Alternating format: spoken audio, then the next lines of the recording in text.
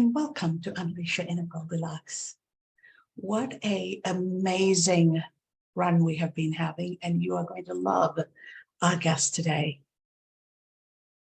In this Goldilocks community, in the Unleash Your Inner Goldilocks episodes, we always talk about how to get things just right. One of the things that truly confounds people and takes people off their goals, off their paths, is the lack of planning for wealth creation and a wealth mindset. Not money, wealth. Because money is a transactional tool. Wealth is a portfolio of assets that includes a variety of things. So today we are going to take a moment and talk about why should we cultivate a wealth mindset young? How do we do that? How do we get started? And what are the tools out there, and who are the folks out there who can help us? And to have this impactful conversation with me is a dear, dear friend, Rudy Gargioni. Welcome to Unleash Your Inner Goldilocks. Thank you. It's great to be here. I would love for you to take a moment, Rudy, and talk about how you got into the wealth creation process, and not only for yourself, but to help other people. And how is it transforming your life from your perspective? Oh, definitely. So it's kind of interesting. I've always been very entrepreneurial ever since I was a little kid. I was selling flowers when I was 8 years old, and I'd make about $30 a week. Wow. And back then I still am, but I was really into collecting coins. And instead of just taking my money and buying like trading cards and things, I would buy coins, usually silver dollars. That was a big thing for me. But even from a fairly young age, I always enjoyed the idea of having a slightly different lifestyle as far as wealth goes and money. And throughout the years, what I realized fairly recently is that my money mindset was different. And what I didn't realize, and I have my mentor to thank for this, is I didn't fully understand money. Even though I knew it and I knew how to make it, I didn't know how to treat it. And since I got the education I didn't think I needed, my ideas around money, my thoughts around money, how to not just make money, but how to utilize money as a tool, not just as a resource you make and spend. And what that has ended up doing for me is that has given me a totally new picture on my future and what's possible. And now since I've realized how little I knew, I thought, wow, I bet a lot of other people don't know this stuff either. And it's become my mission to basically teach as many people as I possibly can all the things I learned. That is so beautiful. And for a young person to have that passion and the drive, not only to learn, but also take what you learn as you're learning to pass it on to others so that they learn, they grow, and they're also creating a wealth mindset, right? When you understand money, you understand the transactional nature of money, and then you can use that transaction as a stepping point to start building wealth and creating the entire portfolio of what you need. So as I'm thinking, and I know we've known each other for a while now, the first step in creating wealth is actually building a network, right? Creating that human relationship, that human network, which is one form of wealth. And you do that by educating and giving people the tools, right? And then you give them the solutions for how do they start thinking about wealth? How do they start thinking about their long term? Talk to us about what excites you in doing that, and give us an example of a life you have helped transform in that process.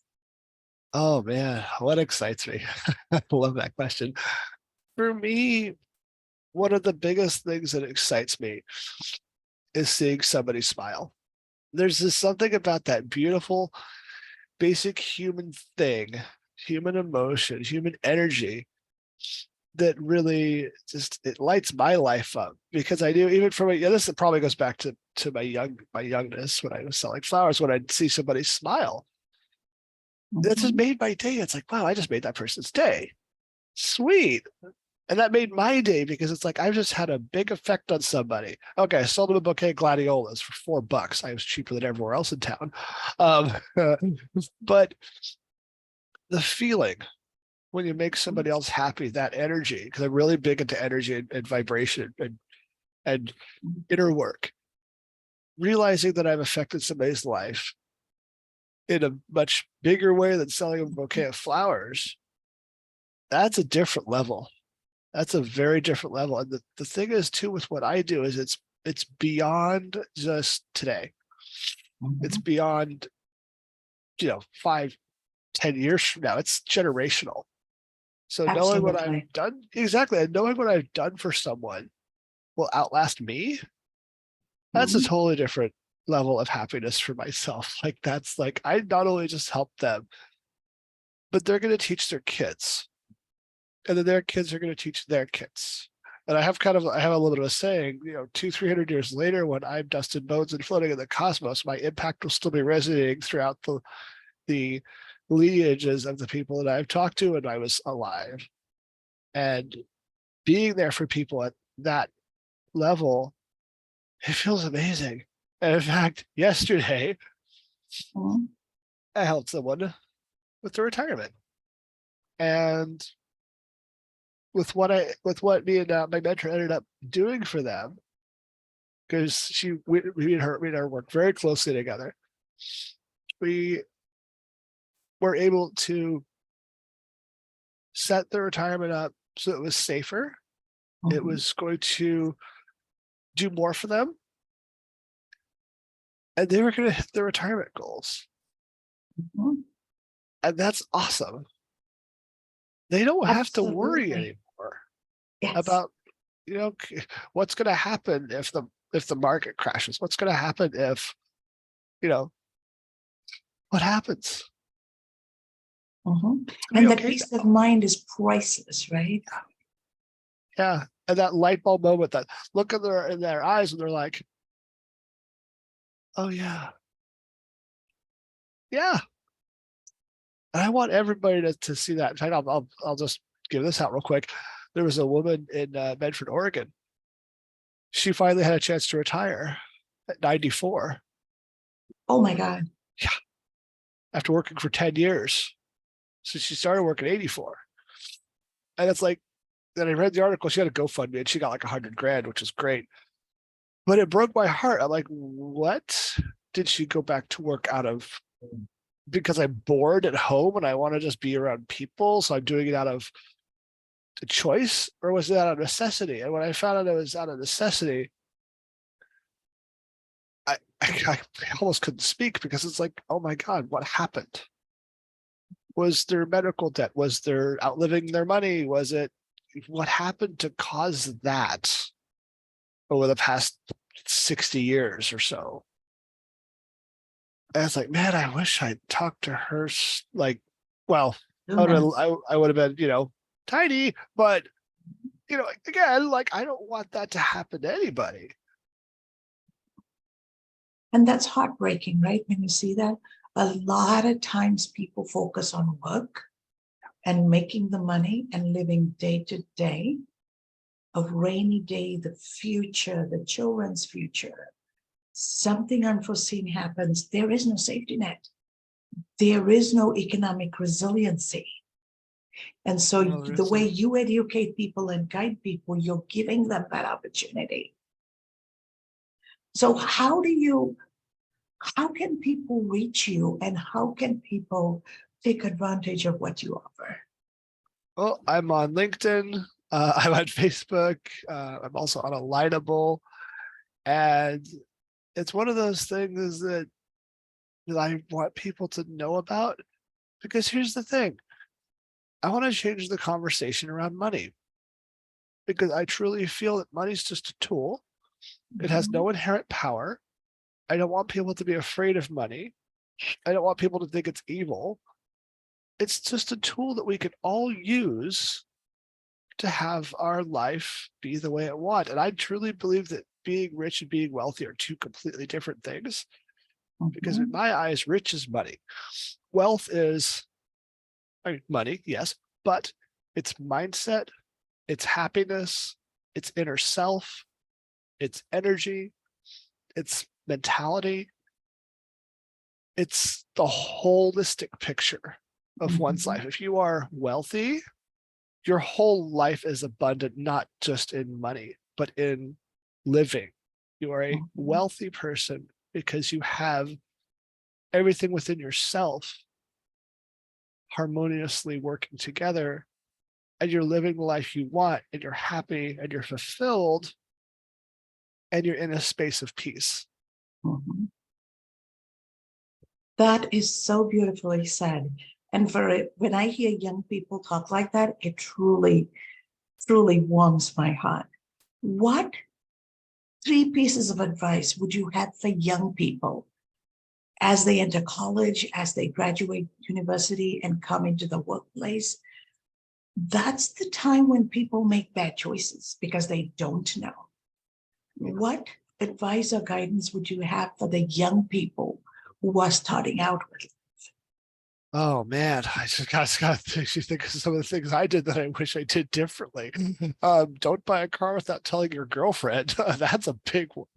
I would honestly say learn about budgeting, learn how to balance a checkbook, because you're not going to learn that in school, which is crazy. That's the first thing. And the thing is, like, to keep things simple. The second thing is figure out how you're going to deal with your retirement. I mean, yes, it sounds crazy to think about retirement in your early 20s. However, this is one of the things to teach on is the time value of money. If you take care of your retirement early, you won't have to think about it later. And you might even be able to retire early if you set things up right and you have, a good amount of money to stuff away. So get that out of the way. It's painless, I promise. It's just a bunch of talking. It's not going to hurt. Retirement's not a scary thing. It's all good. That's the big thing, because then you'll have time on your side. And then that's never going to be an issue. You will never have to worry about, am I going to outlive my money? Can I retire? It's all good. Set that up early, please. Don't wait till later. Then it just gets more expensive, and it's a lot more of a hassle. The third thing, and honestly, this is probably the most important, get your money mindset right. Especially if you're making good money, like that's a big thing. I had moments where I was making good money, but the problem is I spent it pretty quick too. That was not good. If I had realized that I could have taken that money and used it to make me more money, it'd be a different story. Things would be very different for me. Although I wouldn't have found this, and the whole universe would have been a totally different space. But so I'm totally happy with all the mistakes I made when I was younger, because I'm here now. I can speak to them, and now I can teach others, hey, by the way, don't do what I did. But balancing your checkbook, learning the basics of budgeting, of finance, of wealth growth, getting that retirement set up early, and you'll basically set it and forget it. Essentially, there are ways you could do that. Now you don't have to think about it or worry about it. And then get your head right, because that if your money mindset's not right, I think of the athletes that are making $6 and $8 million a year that have to file for bankruptcy.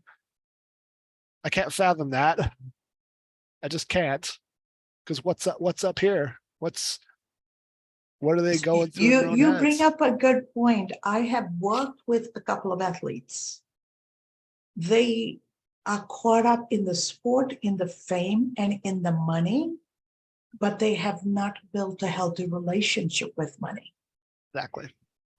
Our relationship with money is psychological, right? You 100%. don't have to have a lot of money to be wealthy.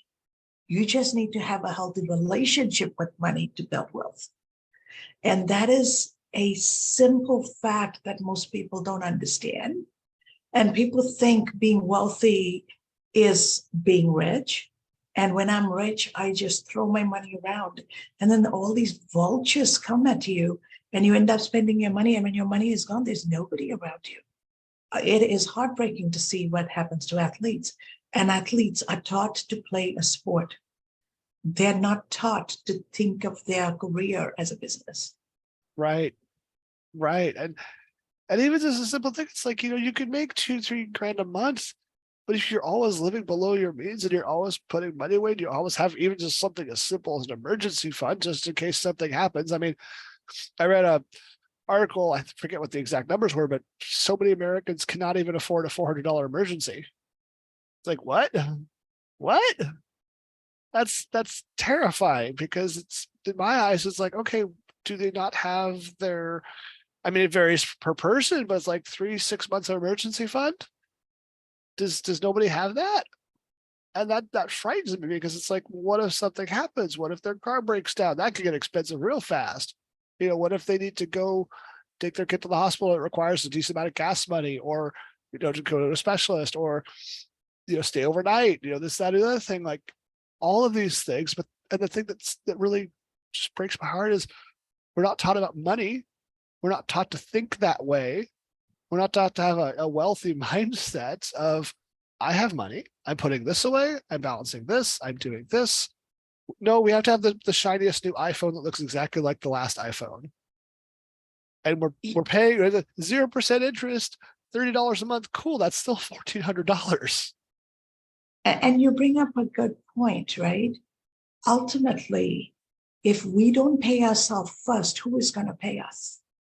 Saving is not anything other than you're paying yourself.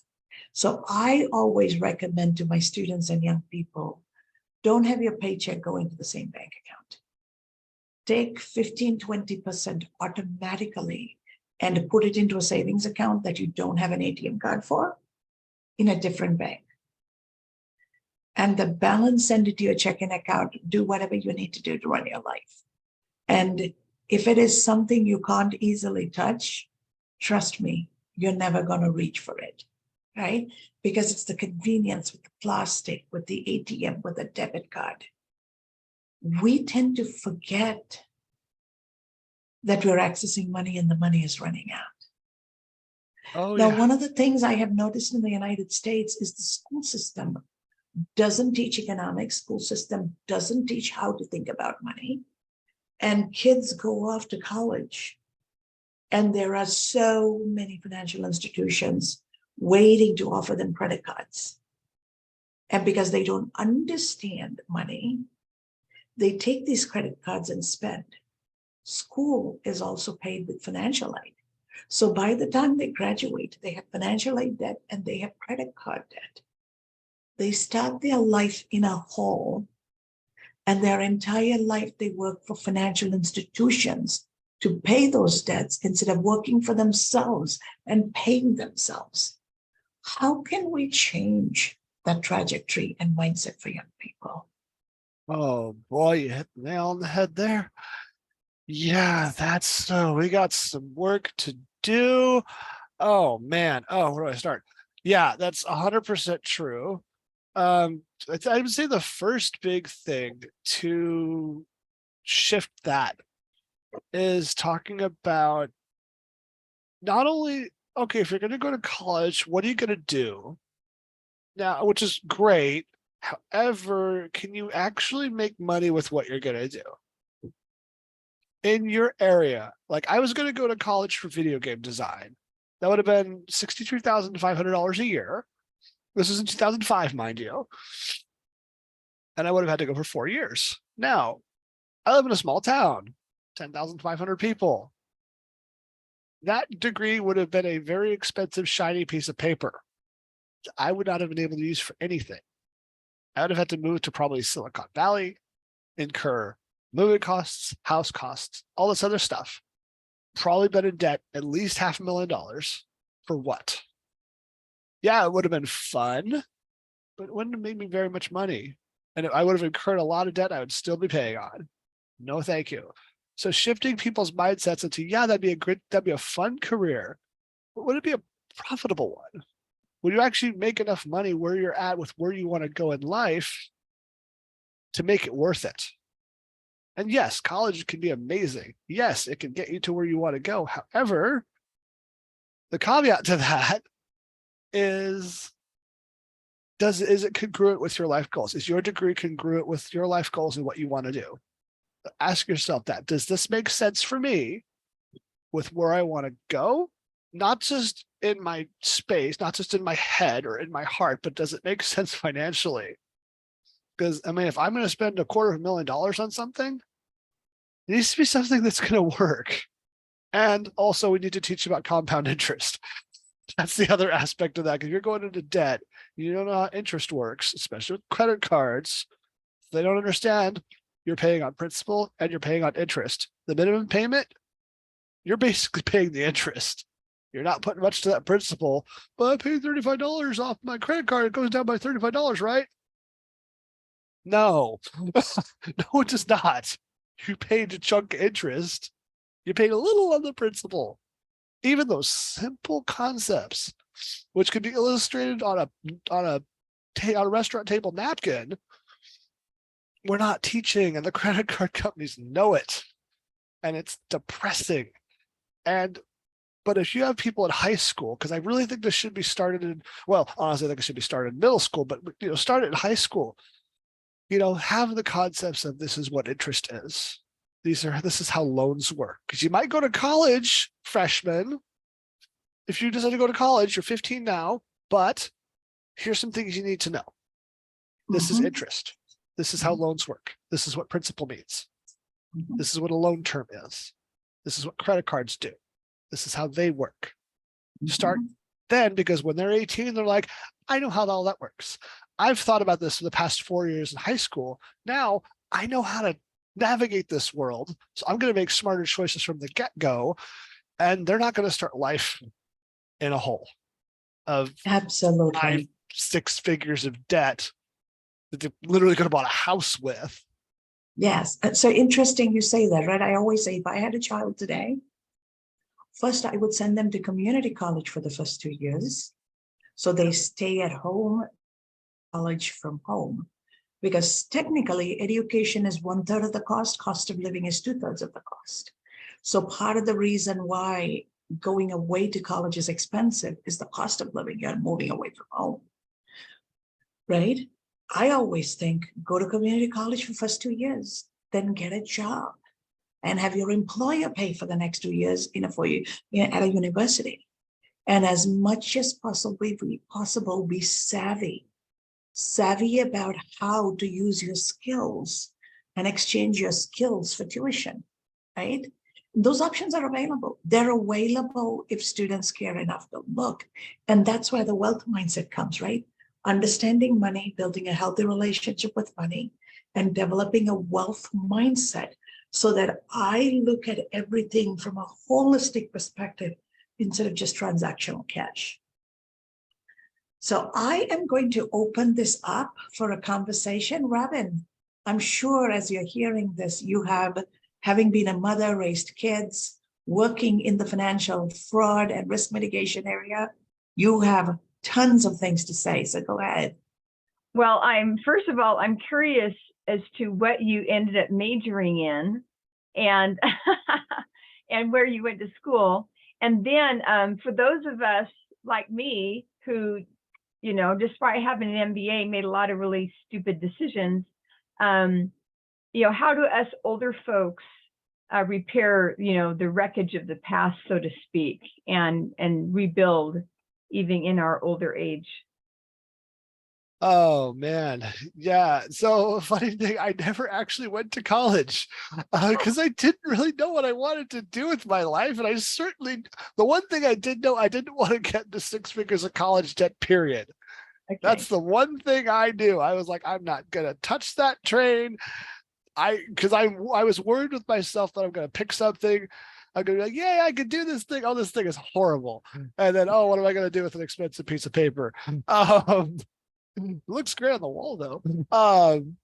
I did a couple of college apprenticeship type things for a few $100, but I mean, other than that, so that was a big thing. Although I've always been a nerd with numbers, I've enjoyed them very much. My grandmother worked for Morgan Stanley, did winter for 23 years. So I always kind of had a love of the financial industry, but I didn't know how to really get into it until I found this, which is amazing, which was on a pure chance encounter at a networking event of all things. But as for like helping older individuals, I think the biggest thing is to start by just taking inventory. And to keep it simple, not to worry about everything in the past or everything in the future, but take inventory of the now. So something as simple as, hey, let's just go over the budget. Let's see what the retirement accounts look like. And then say, hey, here's where you are right now. Get your bearings, because some people have never had that. Okay, you're here. You want to go here. So you want to retire at, say, 65 or 67 or Social Security or whatever. Okay, cool. Let's figure out how much it'll take to get you to where you want to go first. So calculating for inflation, all that stuff, how much you want per month and when you want to retire. This is what it'll take monetarily. And then we'll take a look at budget, and then like maybe we could shuffle some things around. Or, and this has happened a lot too, is sometimes somebody will be like, well, I'd like to honestly have just a little more money. Have you thought about being an entrepreneur? I know it's a foreign concept, and I wish we would teach entrepreneurship in school. Oh, how I wish we would teach entrepreneurship in school. I could go on for hours talking about how I feel about that, but I won't. That's another episode, I think. And it could even be something that's enjoyable. And yes, it's a scary path.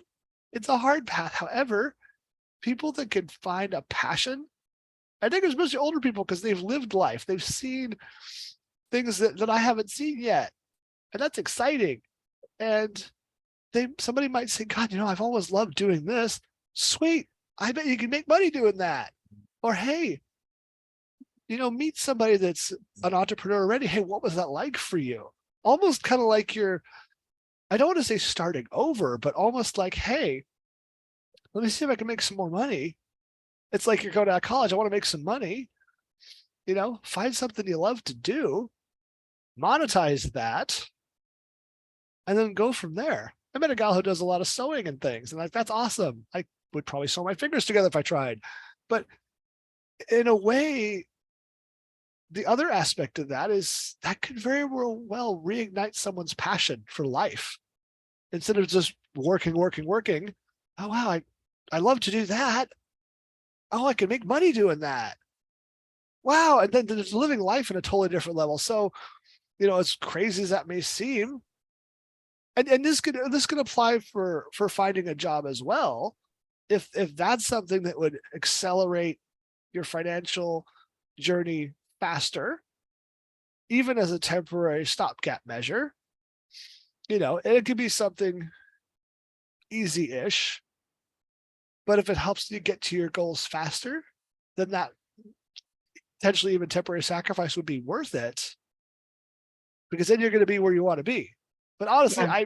I personally recommend entrepreneurship just because it's a lot more varied, and there's so much out there, and there's so much possibility that it's a lot more broad in scope, even though it's a harder journey. But if you find people in your corner that can mentor you through that, and the biggest piece to entrepreneurship that a lot of people don't get is you have to be coachable in your head.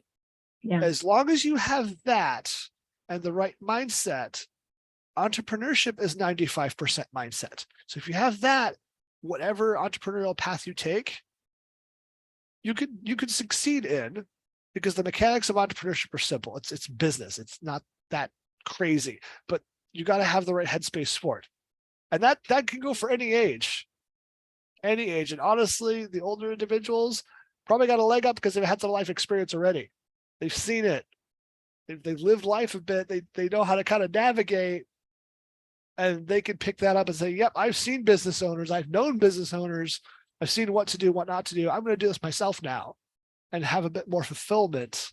So those are some of the things I recommend. And even just the simple thing of taking inventory of where you're at can be very eye-opening, because then you could look at things from a 50,000 foot view and say, you know what? Yeah, I can see how I can make some changes or shift things around or be in a better position.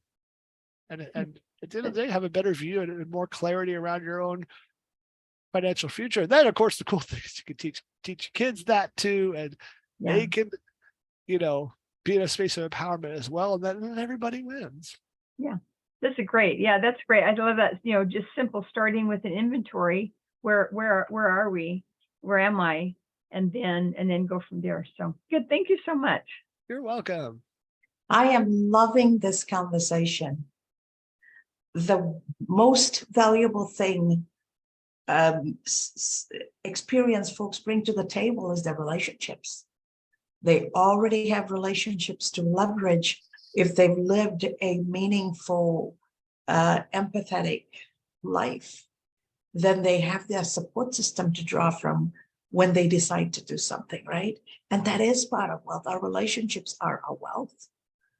We can leverage that, and that is such a mission critical element we all need to remember. And when we are young, are we investing in relationships? I always find, this is how I explain to people, just because you drive by a bank and the bank has an ATM machine, you don't get to go withdraw from it.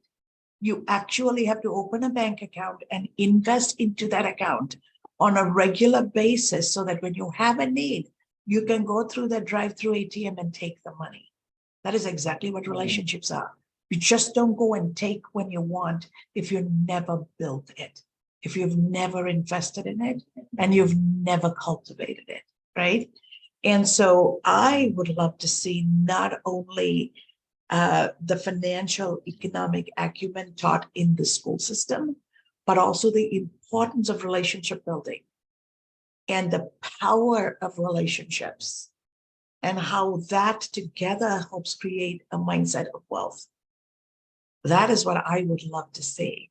So in closing, Rudy, what if you were to leave one important message with all our audience, what would that be? Oh, geez. Oh, man. Be open-minded to the possibilities you have within yourself to have the future you want. Don't ever limit yourself. We are not limited human beings. We have the potential for greatness, each and every one of us. When I was born 3.5 months early. I weighed 1 pound, 5 ounces. I was a tiny fleshy potato. However, I did not let that limit me. I also have ADHD and autism. I was diagnosed when I was 7. I didn't let that limit me either. Yes, that affected my self-confidence when I was younger, sure. But what eventually ended up happening is I realized that my potential was limitless. Despite my labels, despite my, tidiness, I'm also 5'11" now, so that's totally fine. But don't ever limit your thinking. Don't ever do that, because if you limit your thinking, you limit your potential and you limit your life. Have that mindset of abundance, have that mindset of prosperity, have that mindset of strength, despite what you're going through. We've all been through some tough times. They do pass. And I'm going to quote from Winston Churchill: if you're going through hell, keep going. Don't stop. You're going to get stuck there. Keep on going forward. Always have that mindset of abundance. Always have that mindset of prosperity, of creation, of potential. Know that tomorrow is going to come. And in fact, a dear friend of mine said, when I was having a bad day, she said, "Hey, guess what? You're never going to live this day again." And I'm like, trying to run that around my head. I'm like, what does that mean? Oh, she's right. We're never going to live that bad day again. And when it's gone, it's gone. Mm-hmm. And the very next day, I felt a lot happier. I'm like, yeah, that's out of my life now. It's gone. Now I can move on forward. Let's go. So, yeah, in closing, the biggest piece to that is, despite all the insanity going on in the world, just smile, stay happy, be present. Be present. Because when you're What present a in yourself, beautiful message for everybody out there. Be present, live every day to its fullest, and embrace a life of abundance and live your limitless life because your potential is endless. Wow, I couldn't have said that better. As we bring this to a close to our guest today, Rudy, this has been such an honor and a pleasure. Our live audience, Robin, and our audience who are following us, engaging with us, thank you. Thank you for supporting us. Thank you for being a part of this movement, because Unleash Your Inner Goldilocks is not just a weekly podcast. It is actually a movement for helping people get life just right. How do we get things just right? How do we build our network? How do we build our relationship? And this community is a network. So go out there and build your wealth, starting with relationships, starting with mindset, starting with embracing your abundance, your limitless power.